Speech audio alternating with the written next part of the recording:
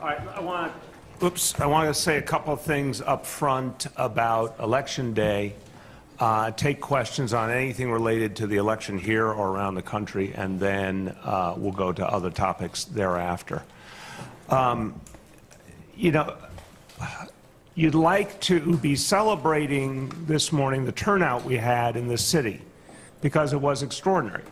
You know, everything we've talked about these last weeks is about increasing participation in our democracy, and people did that in New York City. They came out in droves because they wanted to participate. That is very good news. The really bad news is that the Board of Elections simply can't function. It cannot do its job. And look, weeks and weeks and weeks of notice that this was going to be a higher turnout election than typical. The size of the ballot was not a shock. The Board of Elections was planning on that for a long time. The fact that it might rain, you know, it rains sometimes on Election Day. This is not a news flash. So what did people experience? They experienced broken scanners in dozens and dozens of polling places. In some cases, all the scanners were broken. Many New Yorkers couldn't vote in privacy. Many New Yorkers stood in lines at least an hour, in some cases 2 or 3 hours. It's as if there was a purposeful plan to make voting as unappealing as possible. Now, I don't think that's the case, but I think the fact that it had that result is why the status quo is broken and must be changed. The Board of Elections can't do its job. It is making it harder for people to vote, not easier. It is part of the problem. It must change. So a host of things need to happen. They need to happen urgently. In terms of the board itself, at minimum, there must be a law passed in Albany to professionalize the board's operation, modernize them, give the executive director the power to actually run the agency like any other agency. I said yesterday, if kids showed up to school and schools didn't open, or if folks went to their police precinct and the police precinct wasn't open, New Yorkers would be outraged.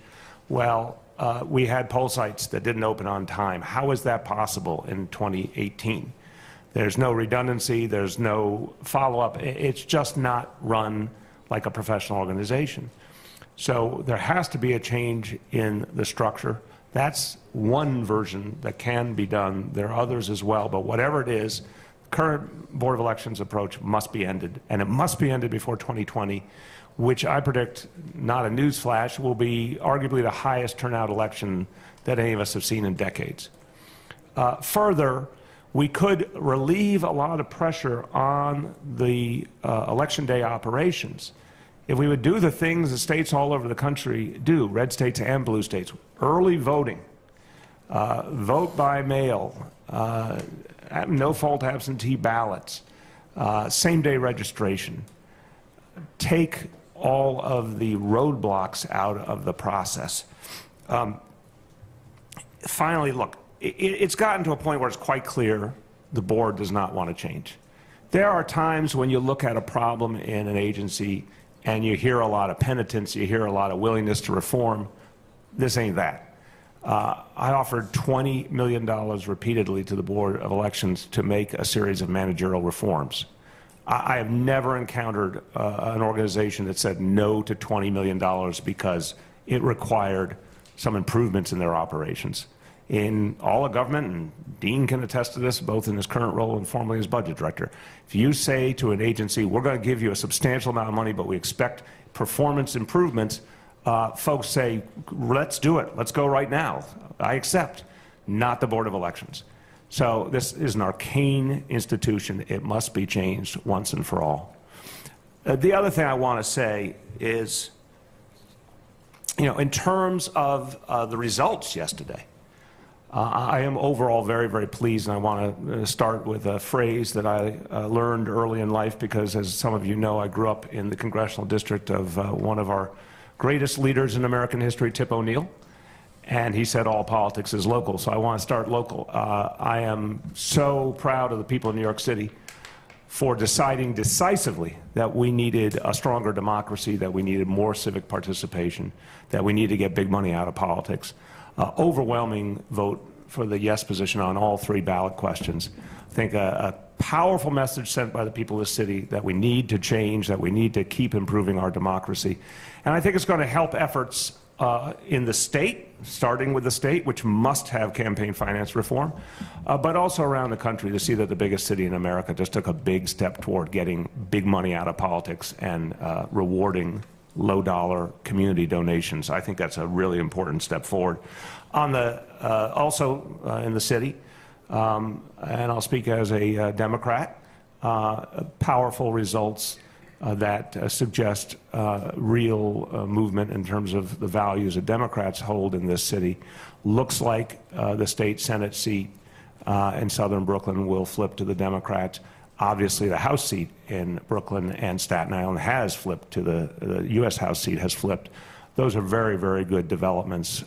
In terms of the state, the fact that we not only have a Democratic majority in the state Senate, but a resounding Democratic majority, is going to allow for a host of progress for the state and going to allow some really important initiatives to finally be acted on.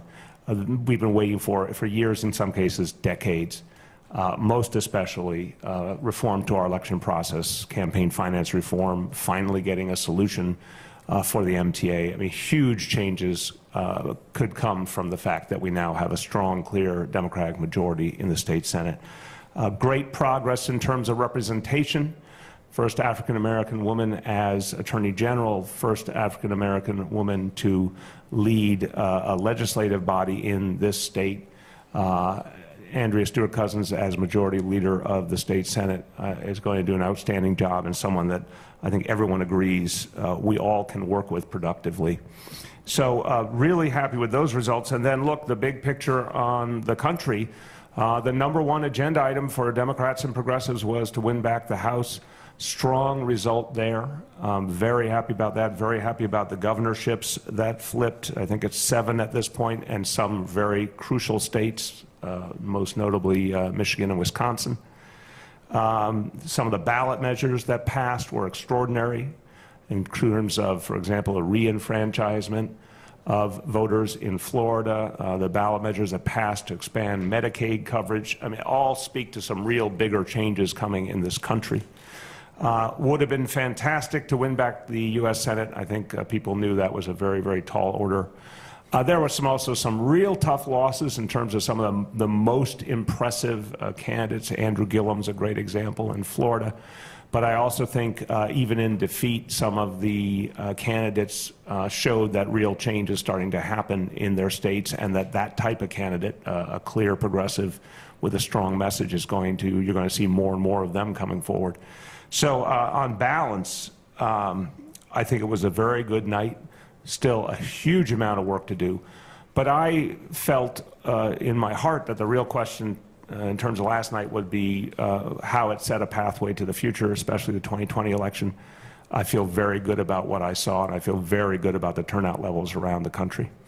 So that's just a quick overview on the election. Obviously, the Board of Elections situation. I want to see if there's any questions on anything related to elections, and then we'll go to other topics as well. Go ahead, Gloria. Mayor, so as you said, there's now a solid majority in the Senate. Can you just, you ticked off some things, but what is going to be your top priority? You have a first, second, and third thing that you want to get all the way done, and what is your priority list look like in the next couple of weeks of the session next Saturday? 1, strengthen rent regulation, protect affordable housing. 2, fix the MTA, provide a permanent funding source for our subways and buses. 3, continue our progress on education funding and on having the power to keep fixing our schools. Yes? Given all the problems last night, do you think Mike Ryan should? Look, there's the bottom line. Mike Ryan has to make very clear he's ready to make major changes.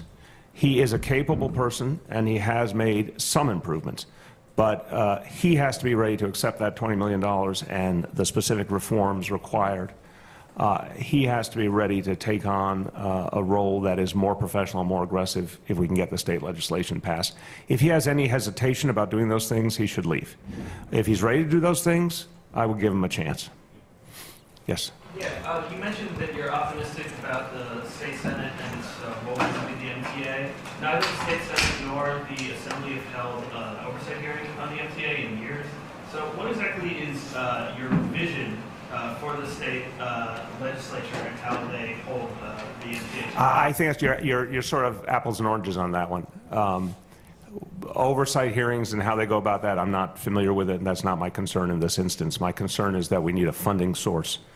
I think the fast forward plan that Mr. Byford put forward is by and large the right approach.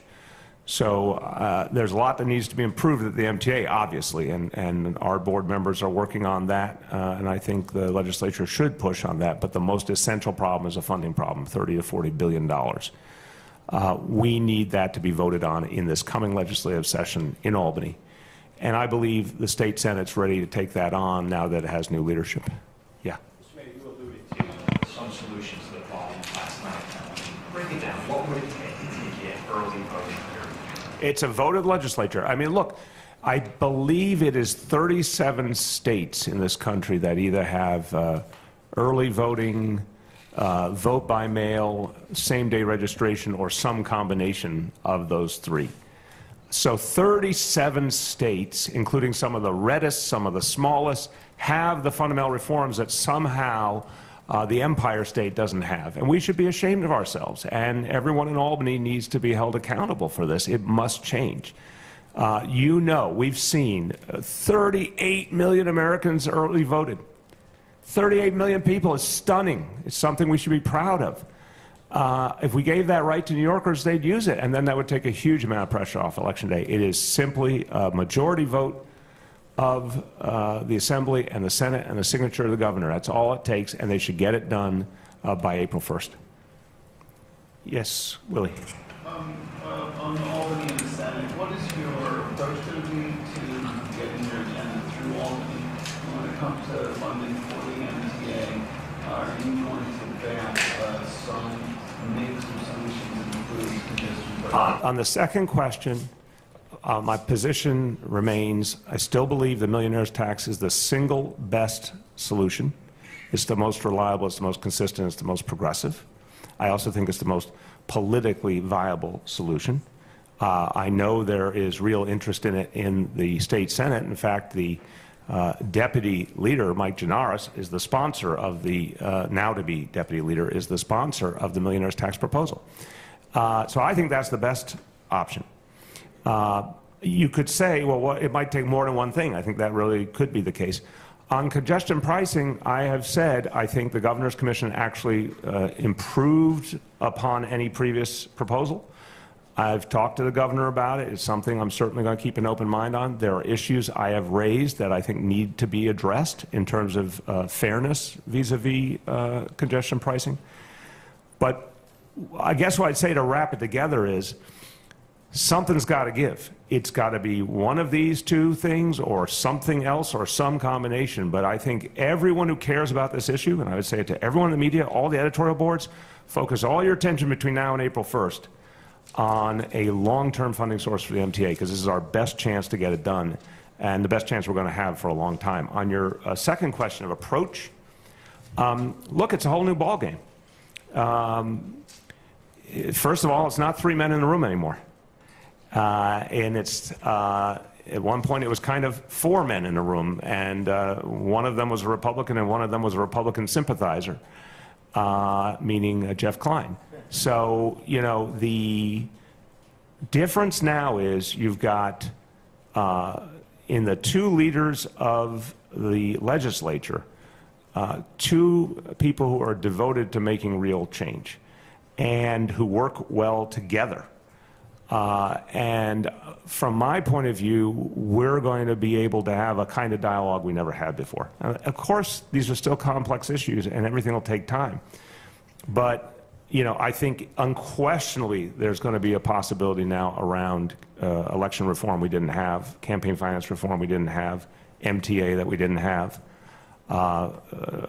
obviously on strengthening rent regulation. Rebney had a particular influence over the state Senate Republicans. That's gone now. RSA as well. That's gone now. So the door is wide open for strengthening rent regulation. So I think it's a very powerful moment, and I look forward to working well with them. Please. The governor's still going to be a factor, and how will that factor in? Well, it's a different reality now. I mean, look, one, obviously, the governor and I have had differences, and we've also had times that we've worked well together, and one of the most recent was on the speed cameras issue. We remain in dialogue regularly, and we've both said publicly and privately we want to try in his new term to do better at finding common ground, and I'm going to work on that consistently. There will still be disagreements, philosophically and in terms of the interests of New York City. But I think the atmosphere, the center of gravity has shifted by definition. It's now a democratic government. And that's going to change the entire dialogue, I think, for the better. Yes, Yoav. Mayor, are you planning to kind of revive a push for the mansion tax as well? And now that the midterms are over, do you expect, and with the changes in Albany, do you expect perhaps to take more trips to Albany and fewer out of the state? On the mansion tax, I still think it's the right idea. I will caution the obvious. There's a lot on the docket immediately. So I'm not going to tell you whether that's going to be one of the first items, because we have to talk to the Senate leadership and the Assembly leadership and see what their focus is. When I was asked earlier, the 1, 2, 3, that's the 1, 2, 3. That's the bread and butter that we're going to focus on first. On the question of Albany, look, I don't think it's about trips. I think it's about what gets the job done. There's this extraordinary new technology, the telephone, that has really been very effective as well. Whatever's going to get the job done. If going up there more is part of what helps us get things done for New York City, of course I'll go up there. If there's another way to do it, that's great. The more important thing than how many trips is what's the nature of the dialogue, and I feel very, very comfortable that with Andrew Stewart-Cousins, with Carl Hastie, there's a constant, positive, constructive dialogue, and I think that's going to be very good for the whole state and very good for New York City. And I've spoken to the national picture more times than I could count, and I'm always happy to repeat. But I'm going to keep doing that work as I see fit to have a bigger impact for this city. And I think what's happening now around the country is opening the doors to a lot of changes that New York City needs that can only be done on the federal level. Let's go back there. What are your thoughts on Dan Donovan losing to Max Rose last night? As you know, Rose has been critical of you and Democrats and Republicans in the establishment. Do you think it's going to be hard for Rose as a junior congressman to go to Washington and work with his colleagues, given that he's been critical of Democrats and Republicans and said that they've all got to go? I don't know him. I don't know how he approaches, working with people. I think, folks in Washington are going to try and work together. I mean, that's my assumption. There's obviously always differences in such a big body as the House delegation, Democratic delegation in Washington from around the country. Look, it's a very impressive victory. He should be very proud. And I think he did a great job going to the grassroots and telling people it was time for a change, especially given what was happening in the country. I assume he'll be able to work with people. Gloria. Mayor, you mentioned it already, but can you just talk a little bit more about mayoral control? What are you going to do to make sure you don't keep getting these yearly extensions? How do you get an extension that lasts longer? Can you just talk about your strategy on that? Look, I mean, we're just starting, obviously, and the most important thing is for the state Senate leadership to have time to talk to its conference and decide how they're going to approach things. But what I can say at the outset is we're talking about leadership that I think is open-minded, communicative, respectful of the needs of New York City. It's an entirely different reality. And on the substance, look, the Assembly consistently put forward a vision of a 3-year extension. That's something they voted in the one House bills regularly. The governor, in his budget addresses, state to state, has put forward a 3-year vision. That's the coin of the realm for Democrats. The state Senate majority will now look at the overall situation, But there is something on the table that has previously pervaded in Albany, and I think that's important. I think that's how the conversation will begin. Rich? So, Mr. Bloomberg said that after these elections, he would contemplate running for president. If we were to call you for advice, what advice would you give? This is a colorful question. I like it already. You're going to call me for advice? Continue. What advice would you give him if he were to call you for advice? I'll start with what I truly feel about him. There were some things he did as mayor I agreed with very intensely, particularly on the environment, climate, immigration, gun control, public health. There were a host of things I disagreed with intensely, on income inequality, on education, on affordable housing, a whole host of issues. I think he's a very capable guy. I don't believe he is in the mainstream of the Democratic Party. I don't believe that we need another billionaire in leadership from either the Democrat or Republican Party. So I would just tell him I think he's barking up the wrong tree. Go ahead. Yeah. Just real quick follow-up on the carding issue. There was a push that the City Council and the administration was thinking about turning the carding, completely overhauling the carding system and making zones where, one company is responsible for the zone. Do you think that will solve these problems? And also, what's the timetable on that? Soon as the timetable, do I think it will solve all these problems? No, I think it's a part of it. I think it's a part of making it an industry that serves the city better. But I think the underlying issues, as we talked about earlier, are deeper and are about regulation and about having tougher consequences for wrongdoers. Thanks, everyone.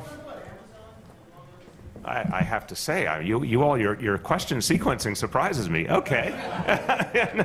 Sure, what do you want to know? The deal is there, and talk about concerns that Long Island City would be overwhelmed, services, transit, etc. Okay. On the first part, look, I think everyone has watched with, you could say admiration, you could say amazement, whatever word you want, how closely held this process has been at Amazon. And I can say, for a fact, at this hour, we do not know what the final result will be. We do not know if it's one location, two locations, and if we're one of them, and how big. We just don't know. There's all sorts of discussion going on. We've been in dialogue with Amazon for months and months, and a very intense dialogue. But we still, at this hour, don't know what the final result will be. And because they have made such a point of keeping their final decision close, it's just not prudent to guess, or surmise.